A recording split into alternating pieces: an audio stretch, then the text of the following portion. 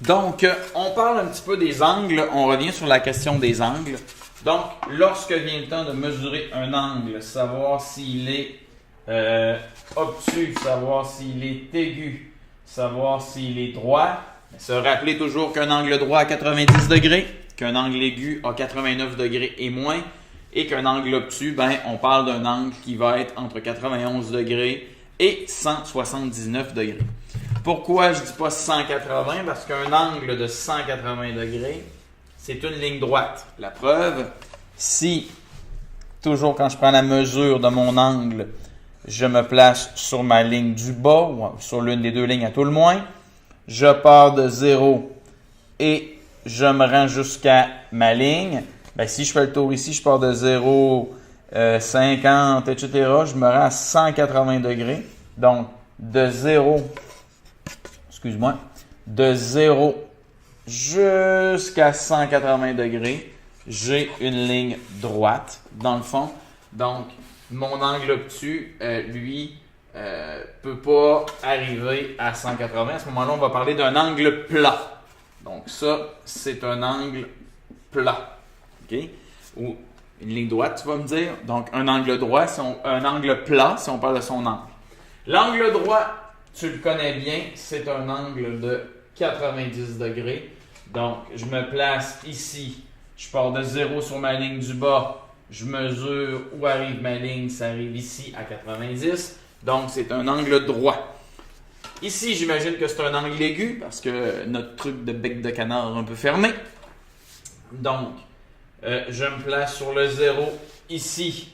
Je monte tranquillement pas vite. Je vois ma ligne ici. Je suis à 61 degrés pour mon angle ici. Et j'arriverai aussi à 61 degrés, si je me plaçais sur la ligne ici. Je pars de 0. Ah, j'ai 61 degrés. C'est pour ça que notre rapporteur d'angle part de 0 jusqu'à 180 d'un côté et part aussi de l'autre bord de 0 jusqu'à 180 degrés. Ça peut être malin quand tu l'utilises pour mesurer les angles. Par contre, c'est très pratique et c'est la démonstration que je me place comme ça ou que je me place comme ça. L'ouverture de l'angle, le creux ici ne changera pas, peu importe de quel côté je le tourne. Donc, un angle aigu, 89 degrés et moins. L'angle obtus, bien, si je décide d'en tracer un ici dans l'angle plat, je me place encore une fois sur le coin ici. Je me place sur la ligne là. Je pars de 0, je vais jusqu'à ce que ma ligne dépasse. Si ma ligne ne dépasse pas mon rapporteur d'angle, s'il est en bois opaque comme le mien, je te suggère d'allonger ta ligne. Donc, je pars de 0 et je me rends jusqu'à 125 degrés. Et petit truc comme ça, maintenant que je sais que mon angle obtus ici est de 125 degrés, si je te demandais combien mesure celui-là, OK? Donc j'ai un angle ici, il y en a un autre là, tantôt je t'ai dit que l'angle plat a 180 degrés. Donc si j'ai un angle de 125 ici, pour trouver l'autre là, 180 degrés moins 125 degrés, ça va me donner un angle de 55 degrés pour ce côté-ci. 125, 55. Donc, comme on sait qu'une ligne droite, c'est un angle plat, ça a 180 degrés. Si je viens tracer un angle dedans, je trouve la mesure de cet angle-là.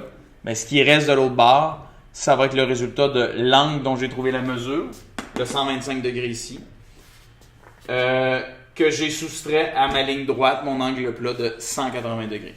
Alors, normalement, quand tu vas avoir regardé cette capsule-là, on en aura fait un peu en classe. Évidemment, on va y revenir encore une fois pour être sûr de clarifier les choses. Bonne soirée!